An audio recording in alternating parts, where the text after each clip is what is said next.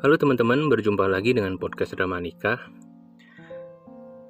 Semoga hari ini teman-teman sehat semua ya, dan aktivitas hari ini semoga dilancarkan. Langsung aja ke cerita hari ini yang dikirimkan oleh seseorang ke Instagram @dramanikah. Teman-teman Drama Nikah, nama aku Hani. Waktu itu usiaku 17 tahun. Aku ini seorang gadis desa yang mencoba peruntungan bekerja di Jakarta.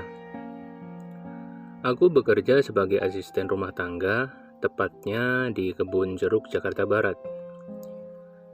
Niatku ke Jakarta, ingin bekerja dan membantu keuangan orang tua. Alhamdulillah, waktu itu aku betah bekerja di tempat kerjaku. Walaupun bosku ini agak sedikit pelit, tetapi aku bertahan karena memang butuh uang untuk aku kirimkan setiap bulannya ke orang tua, dan juga untuk membeli barang-barang yang aku inginkan lah. Aku ingat sekali saat itu lagi zaman-zamannya sosial media Facebook. Aku yang memang suka bosen saat selesai bekerja, nah biasanya malam hari, aku suka sekali buka Facebook untuk hanya sekedar update status, like, dan komen postingan-postingan temanku. Aku banyak sekali mendapatkan teman di Facebook, banyak juga dari mereka ini yang sebenarnya belum kenal di dunia nyata dan belum pernah bertemu sama sekali. Salah satunya seorang pria yang bernama Hendra. Hendra ini orang asli Jakarta, tepatnya di Jakarta Pusat. Menurutku, dia ini berbeda sekali ya dengan yang lain. Dia baik, perhatian, care sama aku. Siapa sih wanita yang tidak luluh ketika diberi perhatian lebih dan disayang? Pasti lama-lama akan luluh kitanya. Nah benar, lama-lama aku semakin dekat dengannya, bahkan sampai tukeran nomor handphone, SMS-an, teleponan, kemudian kami juga tukeran foto. Semakin lama kita kenal, aku ini ngerasa nyaman dengan dia. Padahal kita ini belum pernah bertemu secara langsung. Tapi aku sama dia sudah merasa dekat, merasa saling jatuh cinta. Hingga akhirnya kita pacaran, menjalin hubungan LDR. Ketika menjalin hubungan itu, paling kita SMS-an, telepon, kemudian chat di Facebook. Hubungan seperti itu berjalan sampai 10 bulan dan kami belum pernah bertemu sama sekali. Walaupun seperti itu, aku tetap nyaman menjalani hubungan lewat sosial media. Selama hubungan kami berjalan, setiap hari teleponan di malam hari, karena siangnya kami sama-sama sibuk bekerja. Hendra sering sekali ya mengajak untuk bertemu di luar, tetapi karena aku ini orangnya penakut, aku pasti selalu bilang ke dia ketika diajak, nanti aja ya kita ketemunya kalau diizinin sama bosku. Aku susah keluar nih karena sibuk bekerja. Padahal sebenarnya aku takut. Banyak kan berita di TV, ada kejadian gadis yang diculik karena kenalan di Facebook. Jadi setiap diajak ketemu pasti aku selalu menolak. Kemudian ketika lebaran, waktu itu aku pulang ke kampung. Dan ketika mau pulang kami berniat bertemu. Sekalian aku mengenalkan Hendra ke orang tuaku. Nah, ketika bertemu, waktu itu di depan minimarket, sikap Hendra ini memang sama ya seperti saat kita LDR-an ketika teleponan. Dia terlihat sebagai laki-laki yang baik, sama lah persis seperti gambaran ketika kita menjalin hubungan LDR. Gak ada yang beda. Kemudian saat perjalanan pulang kampung, kami pulang kampung naik motor Hendra ya. Singkat cerita, kami tiba di kampungku malam hari. Orang tuaku menyambut dengan wajah sumringah karena 1 tahun kami ini tidak bertemu. Karena 1 tahun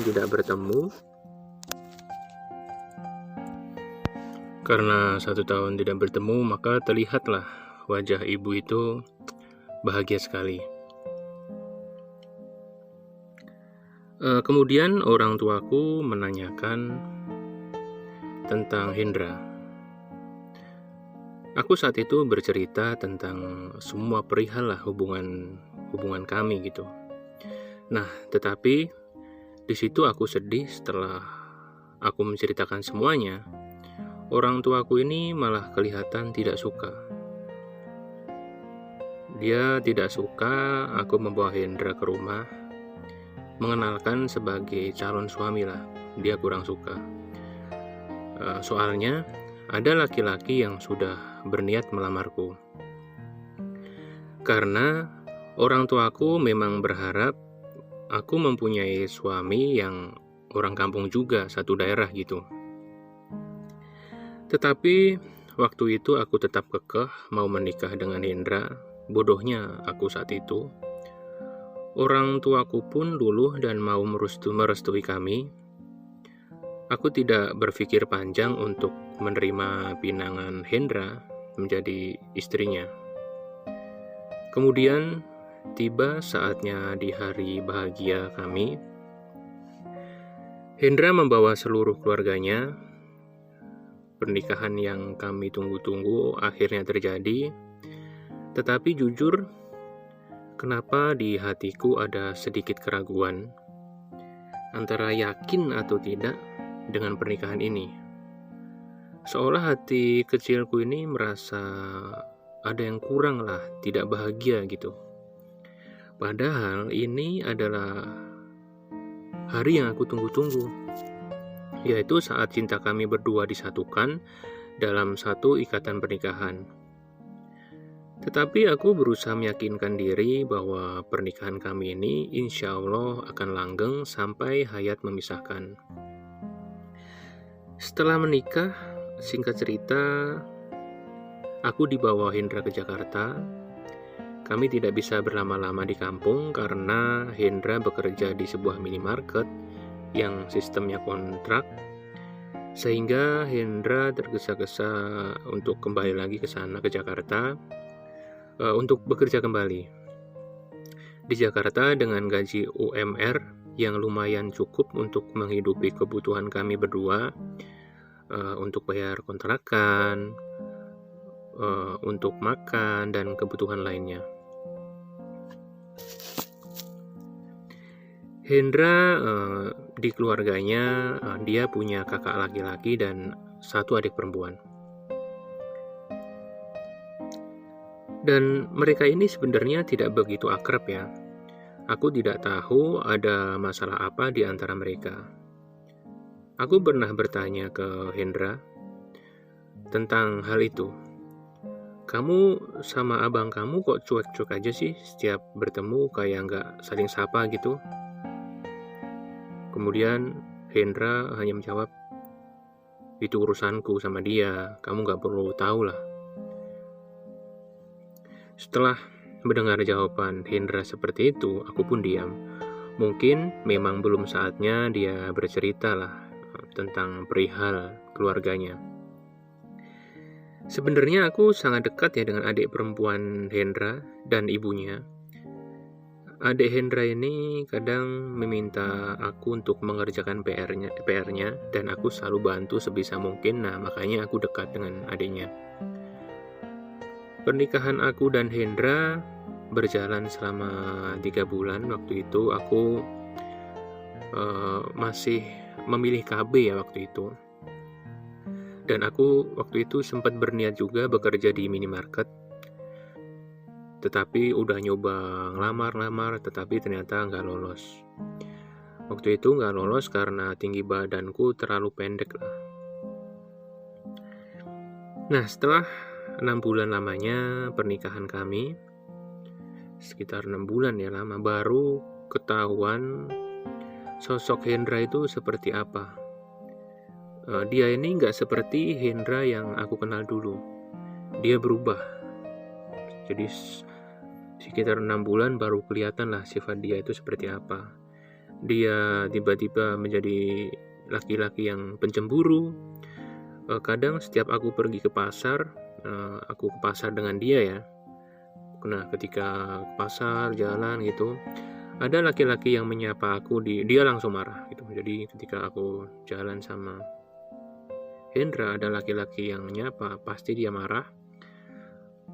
Bentak-bentak lah orang itu yang nyapa. Dan di setiap ada masalah di pekerjaan, dia selalu melampiaskan amarahnya ke aku.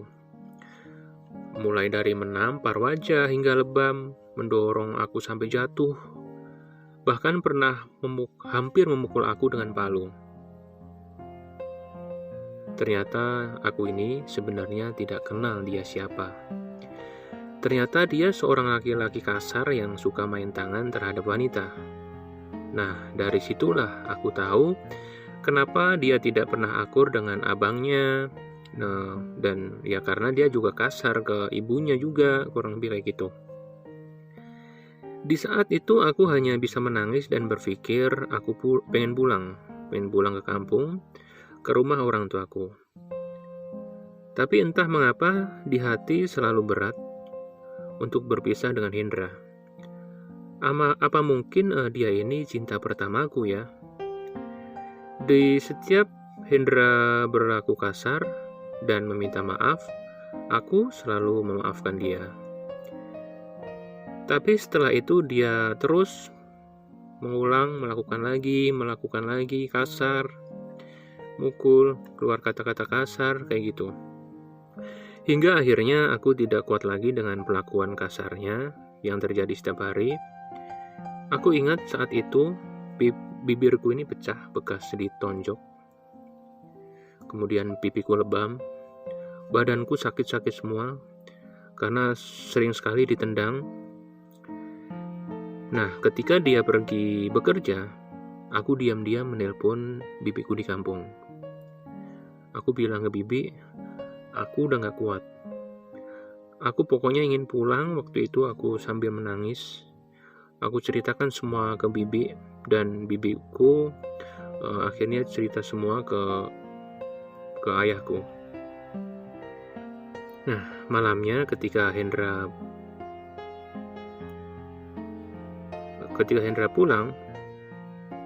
pulang kerja, bapakku menelpon dia dan menanyakan kabarku.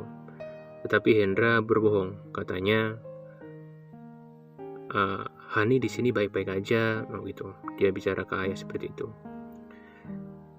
Dan katanya dia ini cuma mengarang cerita lah, dan menyuruhku untuk meminta maaf, kata dia seperti itu.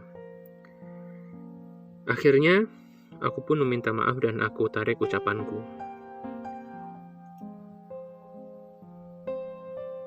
Nah, setelah ayahku menutup telepon, tiba-tiba Hendra langsung memukulku, menonjok wajahku dengan sangat keras, mendorong badanku sampai aku ini terpental. Kepalaku membentur tembok dan aku tak sadarkan diri. Ketika aku terbangun, aku melihat Hendra sedang menangis. Dia bilang, maaf ya, maaf aku kasar sama kamu. Aku pun memaafkan, tetapi dalam hatiku, aku tidak mau lagi memaafkan dia. Saat dia tidur malam, aku diam-diam kirim SMS ke bibiku, supaya ayah menjemput aku di Jakarta, dan bibi pun mengiyakan. Keesokan harinya, Hendra kembali bekerja seperti biasa, dan mertuaku datang sebentar mampir.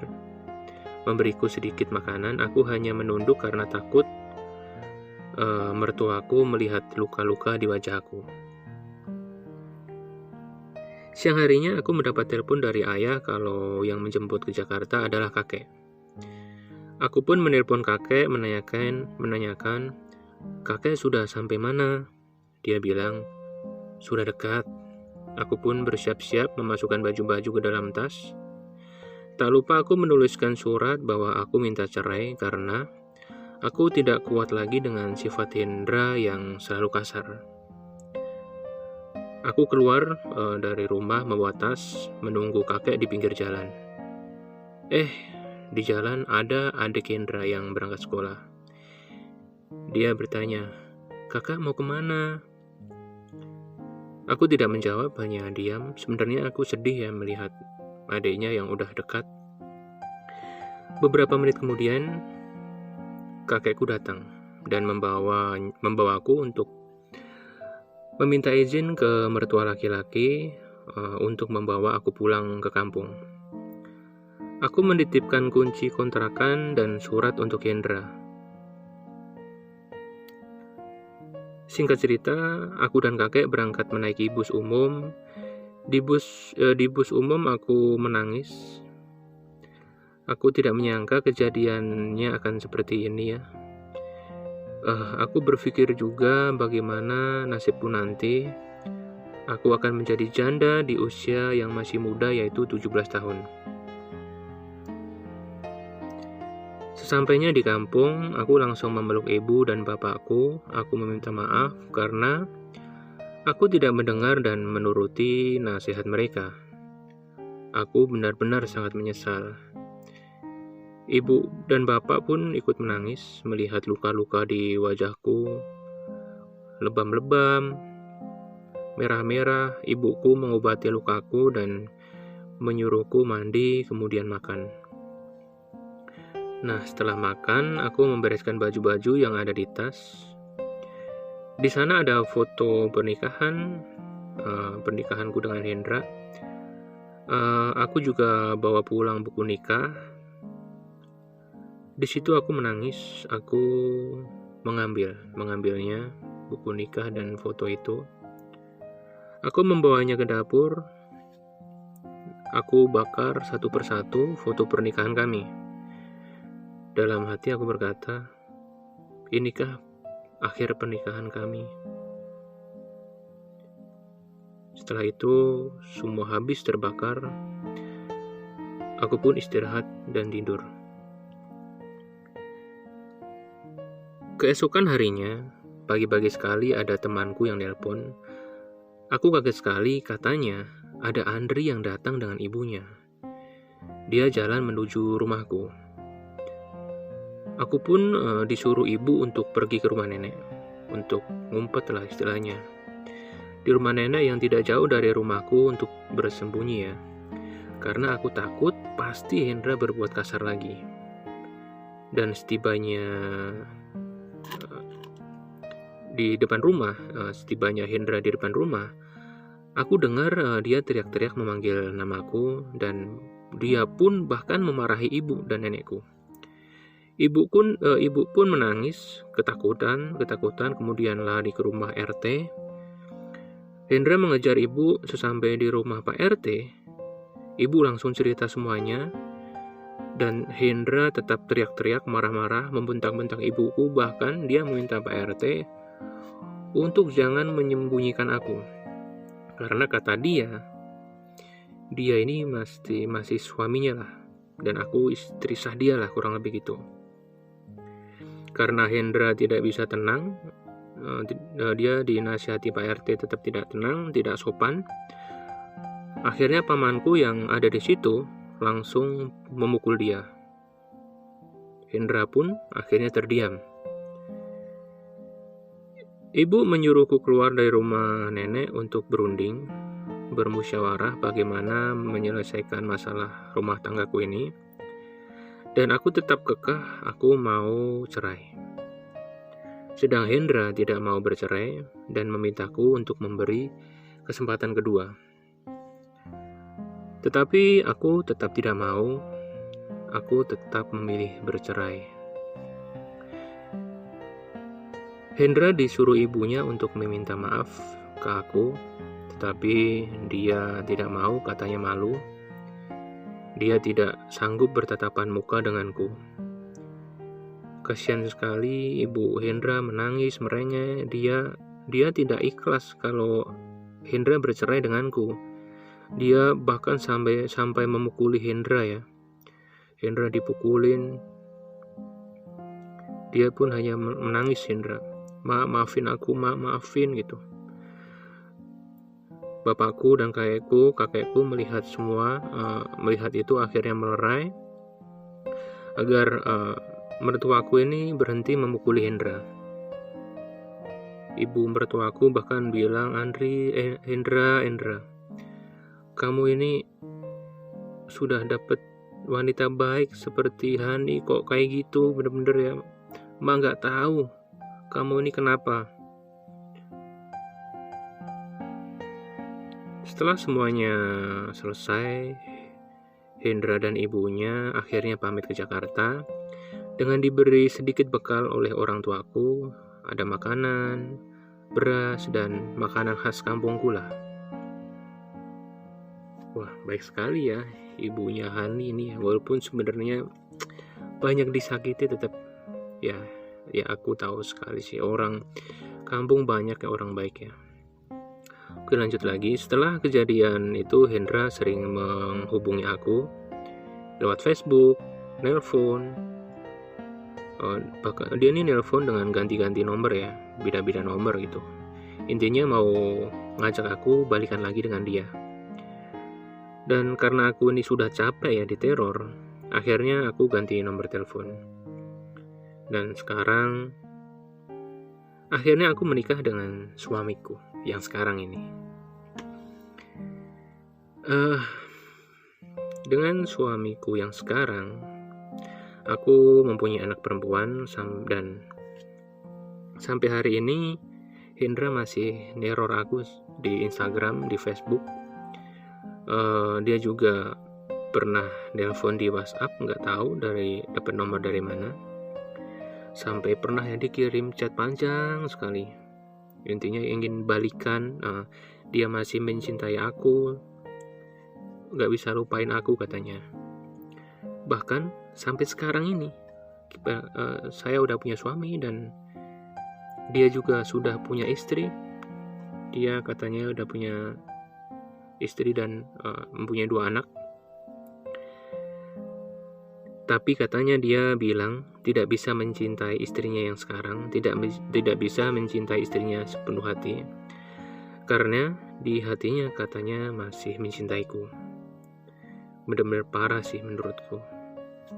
Kata dia di sini gitu, bener-bener parah sih menurutku. Gak tahu jalan pikiran dia tuh kayak gimana. Chat tersebut aku beritahukan ke suami aku yang sekarang ya.